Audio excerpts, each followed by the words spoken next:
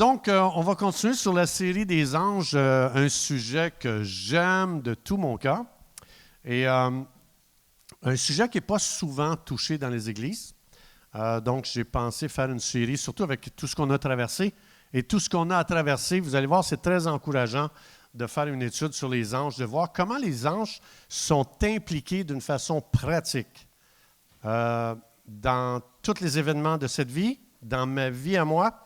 On a vu que Dieu, dans Psaume 139, tous les jours de ma vie sont écrits où? Dans le livre de Dieu. Et dans 2 Timothée 1,9, ça dit que Dieu a écrit une thèse sur ta vie. Il y a un mot grec qui explique que, je voulais expliquer, prothésis, avant thésis, écrire une thèse sur quelque chose. Ça veut dire que votre vie est écrite au complet, vos dons sont écrits dans ce livre-là, votre destinée, ce à quoi Dieu vous a appelé. Et donc, aujourd'hui, ce que je veux qu'on regarde ensemble, c'est les anges impliqués dans la vie de Jacob. Donc, on va prendre le temps. Vous allez voir que partout dans la Bible, Hébreux 1,14, les anges sont au service de qui? Des héritiers. Des héritiers de Dieu. Est-ce que vous êtes un héritier de Dieu? Une héritière? Une co-héritière? Co-héritier? Alors, c'est pour vous. Le ministère des anges, ils font du ministère envers votre vie. Donc, plus qu'on devient... Je suis pas assez bronzé. Tu veux me donner une couleur de bronzé? Donc, plus qu'on prend le temps d'étudier les anges, plus qu'on devient conscient de comment les anges travaillent dans notre vie, plus que nos yeux s'ouvrent et plus qu'il y a une dimension qui s'ouvre à notre esprit. Alors, aujourd'hui, on va voir les anges impliqués dans la vie de Jacob. Et tout ce que Dieu, la Bible, dans le Nouveau Testament, ça dit que tout ce que Dieu a permis d'écrire dans l'Ancien Testament, c'est pour notre instruction et c'est de savoir que tout est connecté, en fait, interconnecté. Ce qu'on va voir aujourd'hui sur Jacob, c'est ce que votre ange fait pour vous aussi. Il ne fait pas moins et il peut faire plus, mais il ne fera jamais moins. Ce qu'on va voir aujourd'hui, c'est une parole prophétique que Dieu veut lancer sur notre vie. Donc, ça veut dire que le témoignage que j'entends de Sandra, c'est une parole prophétique que Dieu veut le faire aussi sur ma vie, dans ma vie.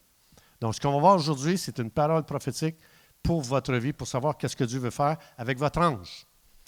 Alors, donc, le contexte, je vais parler de Jacob, mais il faut savoir, je vais juste vous mettre en contexte pour comprendre pourquoi l'ange, le monde angélique est intervenu dans la vie de Jacob, comme il intervient aussi dans votre vie. Mais le contexte, c'est dans Genèse chapitre 12, Dieu avait choisi Abraham.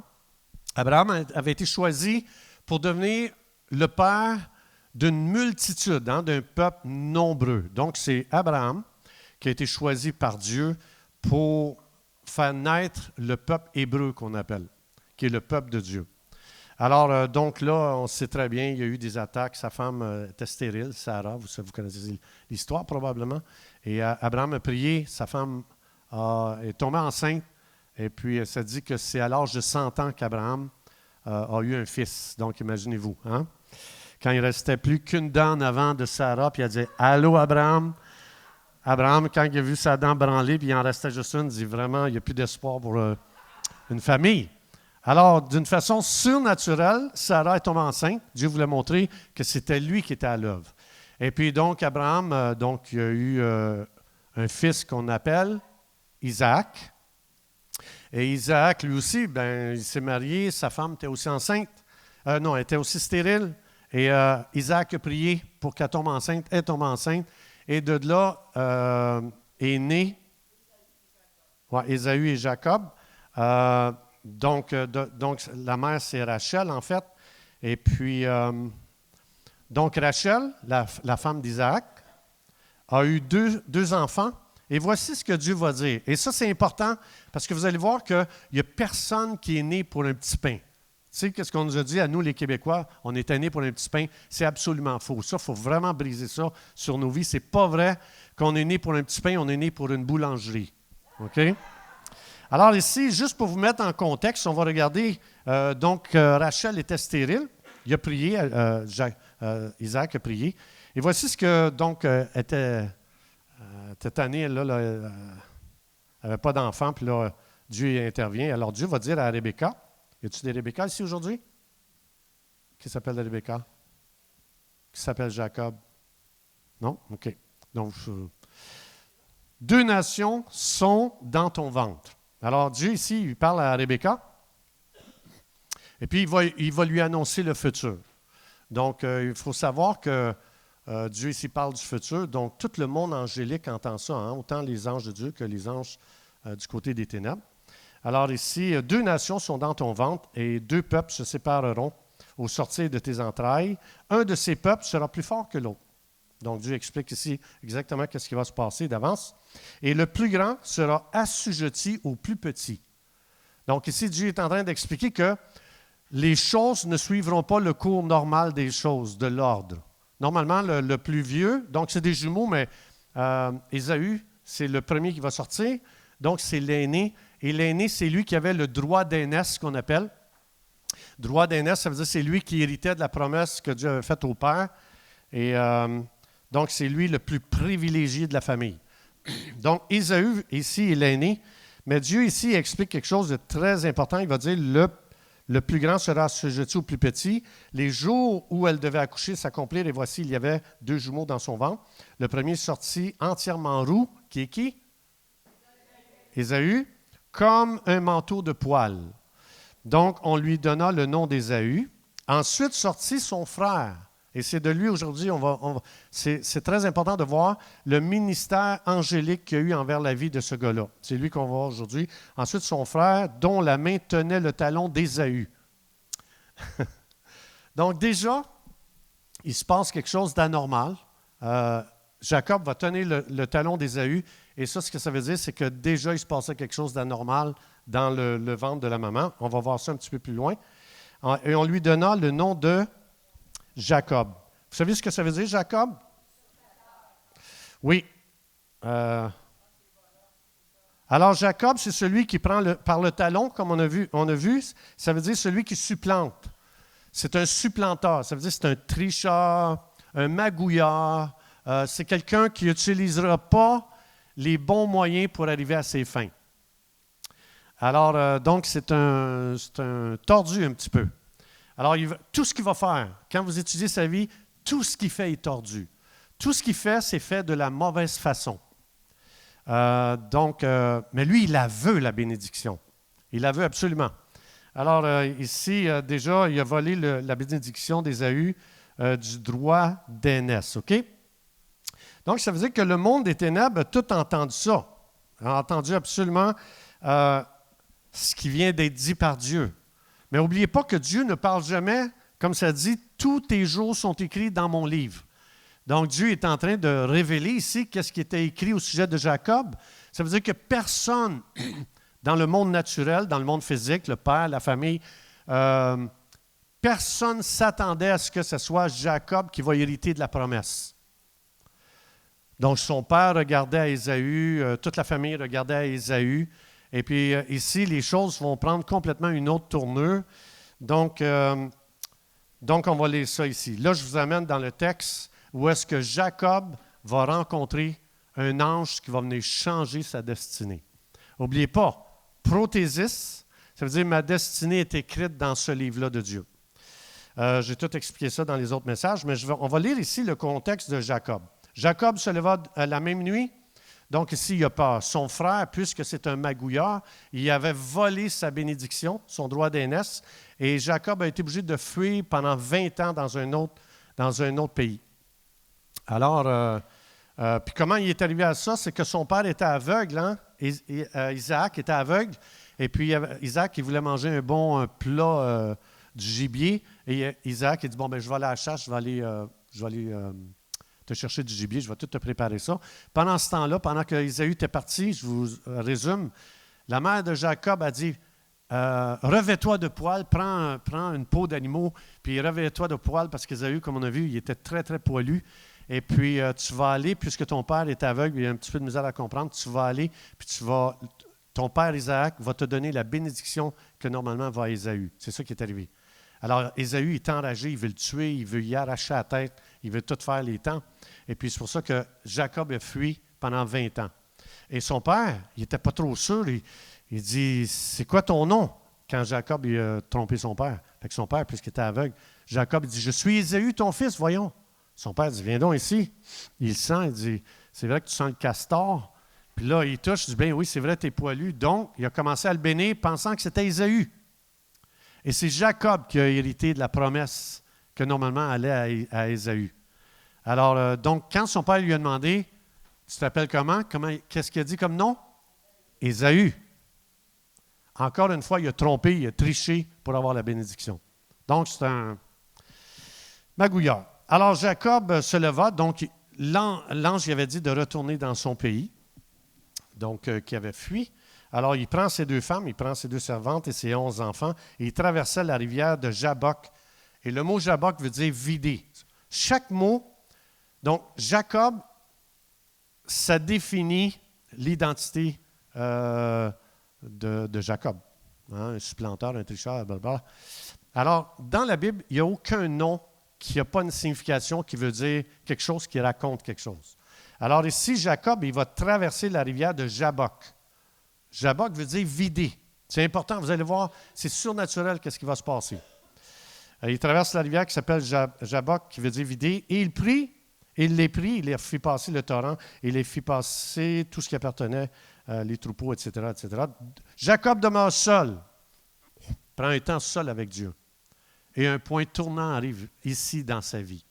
Le magouillard va arriver à un point tournant. Alors, un homme lutta avec Jacob jusqu'au lever de l'aurore. Le mot abak, ça veut dire lutter, mais c'est le seul endroit dans la Bible, dans l'Ancien Testament, que ce mot-là est écrit. Le Saint-Esprit a utilisé le mot abak, mais abak veut dire aussi poussiéreux. Le mot lutter veut dire lutter, absolument, mais il veut dire aussi poussiéreux. Tu ne trouveras pas ce mot ailleurs dans la Bible qu'ici. Et il y a une raison. Vous allez voir qu'il y a une raison. Alors, et si on continue, voyant qu'il ne pouvait le vaincre. Ah, ici, ça dit, il lutte avec qui? Non, ça dit avec un homme. Alors ici, il lutte. C'est avec un homme qui lutte, mais je veux vous montrer quelque chose qui est très important. Ça dit ici, dans Osée, il va reprendre le texte. Dans le sein maternel, Jacob saisit son frère par le talon, hein, c'est lui. Et regarde ici, et dans sa vigueur, il lutta avec. Dans le texte, on a vu que c'était un homme, ici on voit que c'est Dieu. Puis regardez ici, qu'est-ce qu'il va dire? Il lutta avec l'ange. C'est drôle qu'on voit homme, Dieu, ange. Mais c'est avec qui d'abord qu'il a lutté? Alors, regardez bien ici, dans Hébreu, ça dit, n'oubliez pas l'hospitalité, car en l'exerçant, quelques-uns ont logé des anges sans le savoir. Les anges sont capables de prendre une forme humaine, de façon à ce que vous ne savez même pas combien d'anges cette semaine vous avez croisés. Et peut-être que vous avez eu un conflit avec quelqu'un, vous pensez que c'est un être humain, et c'est peut-être avec un ange que tu luttais cette semaine, puis que tu t'es chicané, ou que tu t'es obstiné, ou que tu t'es argumenté. Tu ne sais pas. La Bible explique que nos yeux ne sont pas capables de discerner. Et c'est pour ça que la Bible donne les trois personnages, homme, Dieu, ange. Parce que tu ne sais jamais quand est-ce que Dieu va intervenir dans ta vie, puis tu peux penser que c'est un être humain, ça peut être très bien un ange. Alors, donc c'est important, mais ici ça clarifie. C'est avec un ange ici qui luttait, là, Jacob. Voyant qu'il ne pouvait le vaincre, cet homme le frappa à l'emboîture de l'ange. Maintenant, il faut savoir que le muscle le plus puissant du corps humain, c'est le muscle du fessier, du grand fessier. Hein? Ceux qui ont étudié l'anatomie humaine, vous savez ça, je vais vous montrer ça ici. Si on regarde, alors voici le muscle qui a été, lorsque Jacob a été frappé par l'ange, il a frappé le muscle le plus puissant du corps de Jacob. Et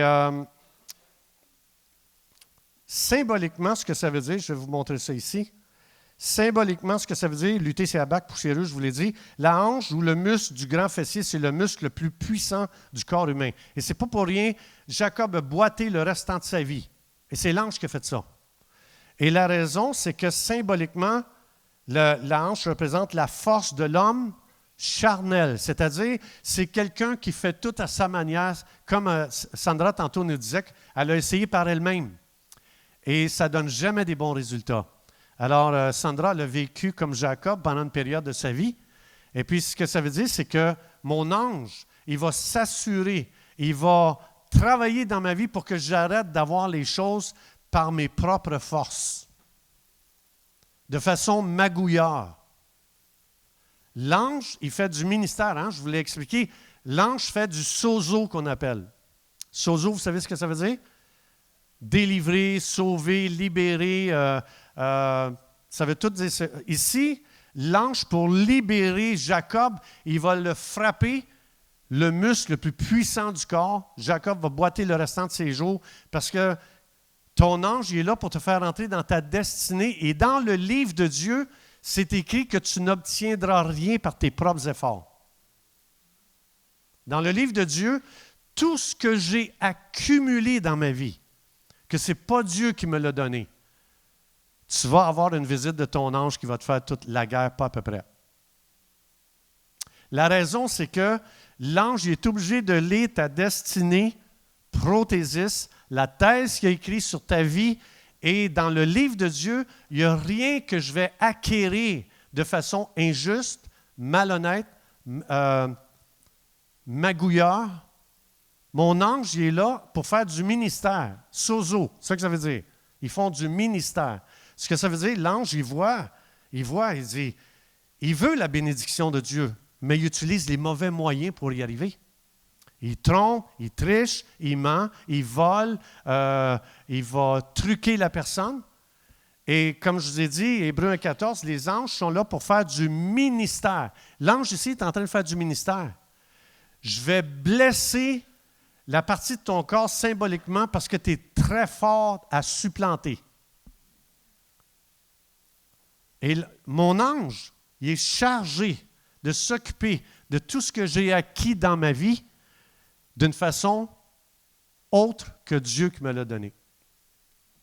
Alors, c'est pour ça que le mot lutter, abak, veut dire poussière. Tout ce que j'ai accumulé dans ma vie par mes propres forces, mes propres moyens, a produit dans ma vie des choses qui n'ont aucune valeur éternelle. Poussière. Et c'est pour ça que lutter, abak, veut dire poussière.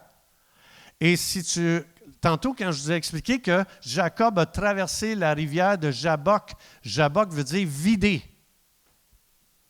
Ça veut dire l'ange, il s'en vient et il va venir le vider de tout ce qu'il a accumulé sans valeur qui n'a pas rapport à son appel. C'est ça que ça veut dire.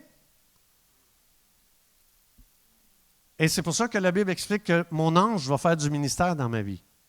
Et mon ange, il est chargé de m'amener à ce que ma vie physique sur cette terre s'aligne avec ce qui est écrit dans le livre de Dieu dans Psaume 139.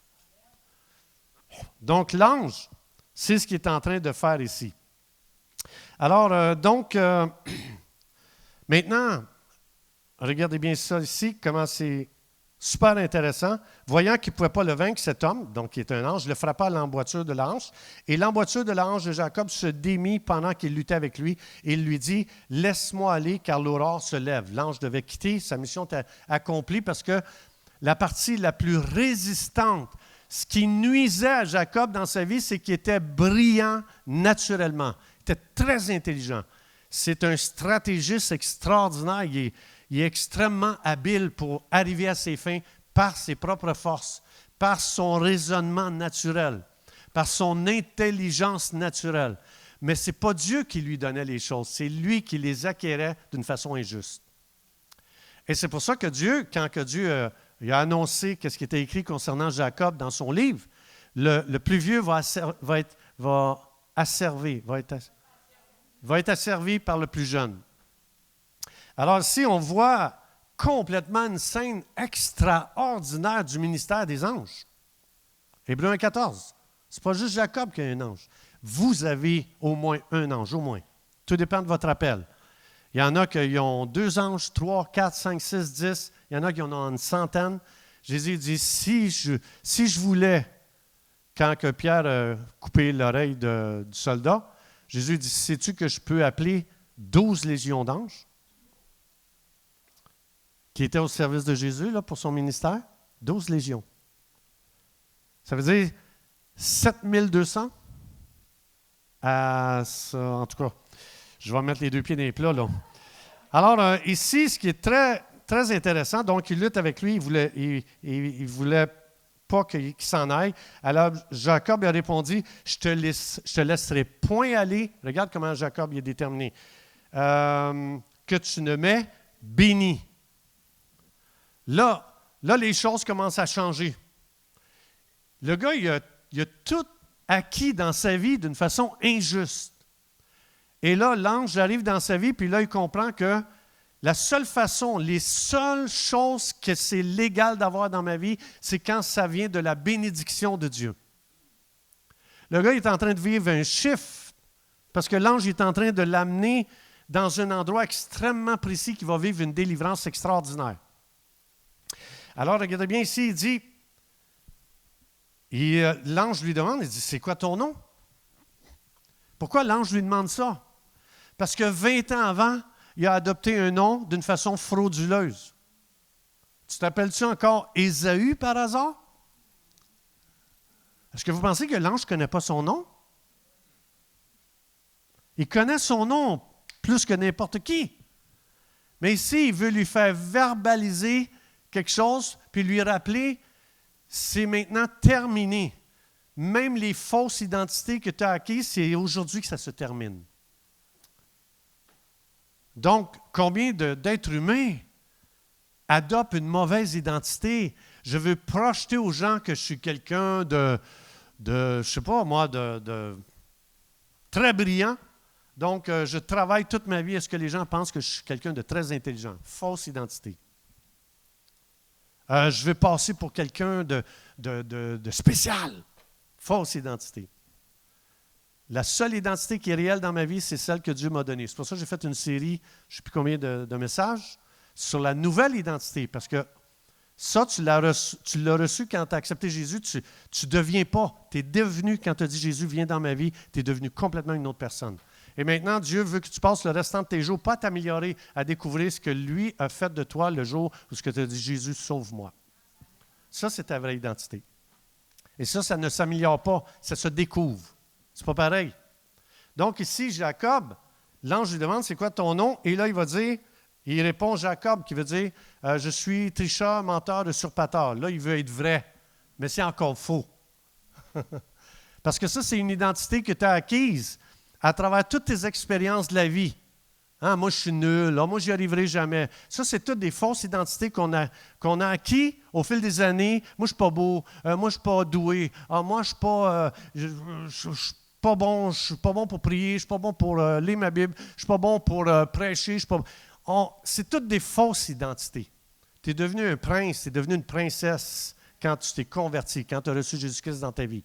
Et mon ange, il est là pour m'aider à passer de ce qui est poussiéreux à ce qui est glorieux. Alors ici, regardez bien donc il répond ça, et il dit encore, ton nom ne sera plus tricheur. Sozo, qui veut dire délivrance, sauver, qui veut dire libérer. Hein? Les anges font du ministère envers nous. Alors mon ange, il est chargé de lire mon livre, de lire mon histoire et de me conduire à ce qui est écrit dans le livre de Dieu pour ma vie. Et ici, l'ange va dire, ton nom ne sera plus menteur. C'est terminé parce que tu as traversé la rivière de se vider. Tu vas être vidé de Jacob aujourd'hui. C'est aujourd'hui qu'il y a un chiffre dans ta vie. C'est aujourd'hui que tu vas découvrir quelque chose d'extraordinaire que tu n'as jamais pensé sur ta vie. J'ai aimé ça quand tu dansais tantôt, Frazen. Oh boy, j'ai le goût de repartir la louange. C'était-tu beau? C'était-tu beau de le voir danser? Alors, il dit, ton nom ne sera plus Jacob, mais tu seras Israël. C'est ça, sozo. Sozo, ça veut dire, c'est terminé d'être esclave de la supplanture. Ah, il n'y a pas beaucoup de profs de français ici, là, aujourd'hui. Ici, c'est un nouveau dictionnaire qu'on écrit, hein? La supplanture, vous savez d'où ça vient? C'est de la fermentation de la chair, hein? Alors ici, regardez d'où viennent nos luttes. Donc ici, c'est important de comprendre, Jacob arrive à un point dans sa vie où est-ce qu'il lutte avec un ange. Mais la Bible nous explique d'où viennent nos luttes. Dans Jacques chapitre 4, ça dit d'où viennent nos luttes et d'où viennent les querelles parmi vous. Êtes-vous en conflit avec quelqu'un? Ton ange est en train de vouloir te libérer.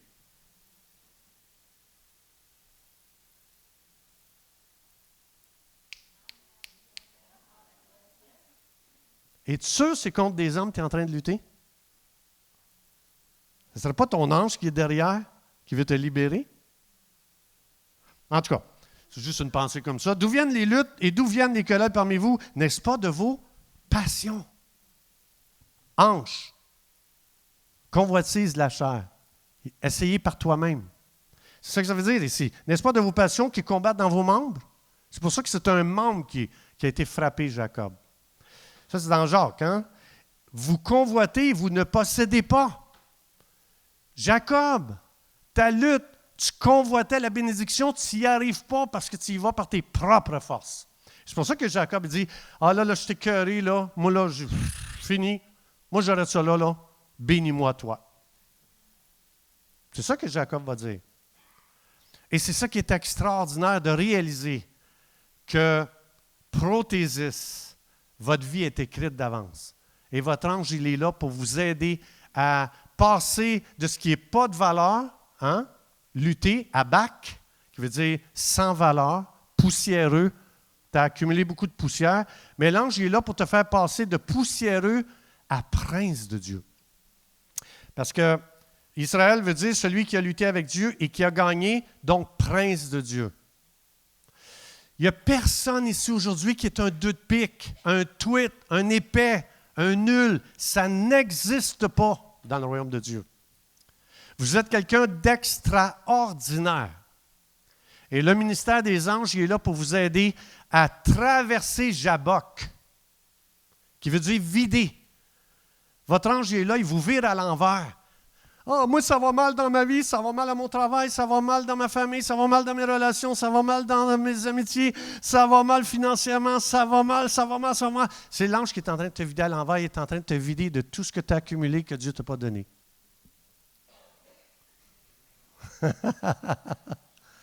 Mais lui, quand il fait, je boque. Pas j'aboque, je boque.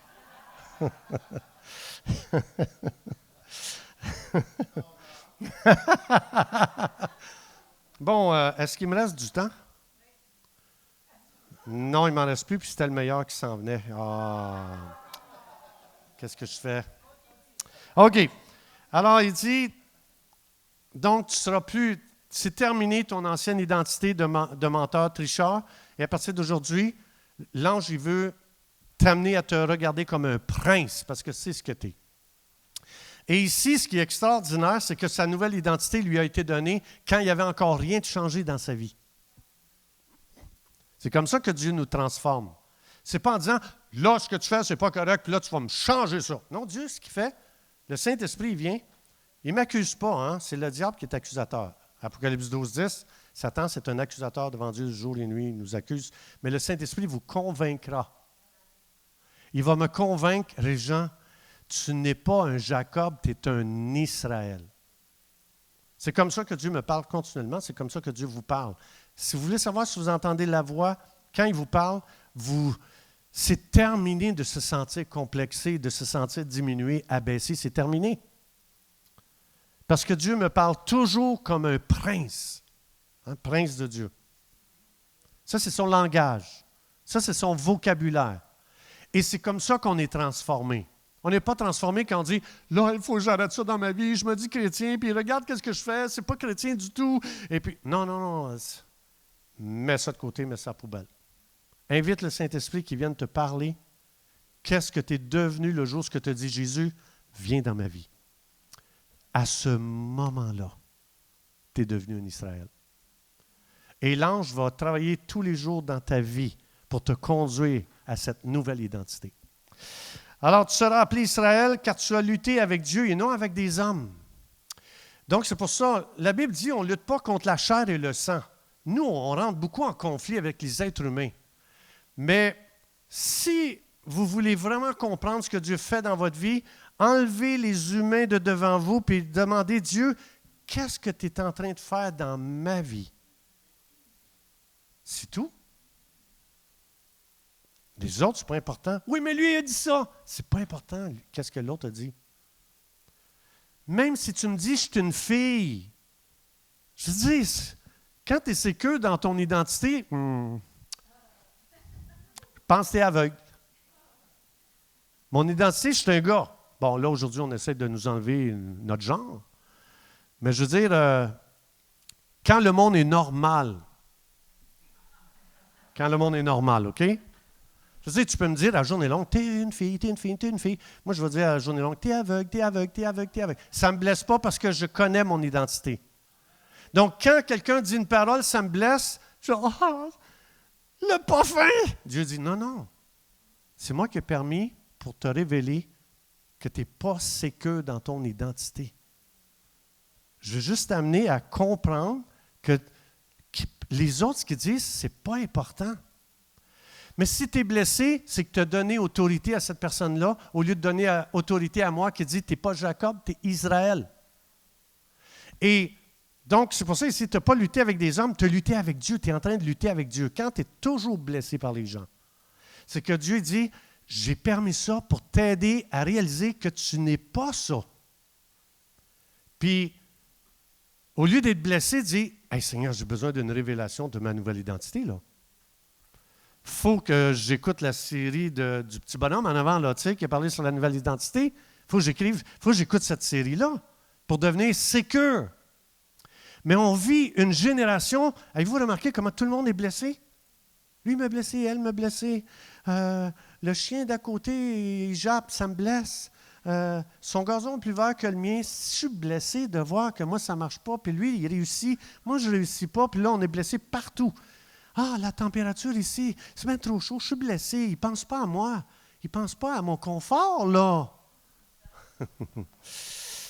Bon, alors, il a lutté avec Dieu et non avec des hommes, et tu as été vainqueur. Donc, c'est là qu'on réalise si vraiment on comprend qui on est réellement. On marche en vainqueur. Alors, Jacob l'interrogeant en disant, « Fais-moi, je te prie connaître ton nom. » Il répondit, « Pourquoi tu me demandes mon nom? » Et il le bénit là. Alors, Jacob appela ce lieu Péniel. Que veut dire Péniel? Car, dit-il, j'ai vu Dieu face à face et mon âme a été sauvée. Alors, Péniel, donc, ça, faut que je vous dise ça. Regardez bien, ça, il faut que je vous montre ça aussi. Regardez bien ça ici avant, je vais vous lire ça. Psaume 84,5, ça dit « Heureux ceux qui placent en toi leur appui, ils trouvent dans leur cœur des chemins tout tracés. » Regardez comment c'est surnaturel l'expérience de Jacob. Regardez ce que le Saint-Esprit a fait pour montrer que ce n'est pas humain. Le Saint-Esprit a choisi un jeu de mots extraordinaire, que c'est impossible humainement de mettre ça ensemble. Alors ici, quand on a vu Jacob, en hébreu, c'est Yabok. Lutter, Yabek. Et la rivière qui a traversé, Yabok. Jacob, Yabek, Yabok. Pourquoi? Pour que le jour où lui va commencer à réfléchir, c'était impossible qu'il y ait un jeu de mots de même dans mon expérience avec l'ange. Il fallait que ce soit Dieu qui est à l'œuvre. Je vous ai perdu, hein? Non, vous me suivez? Nathalie, tu me suis?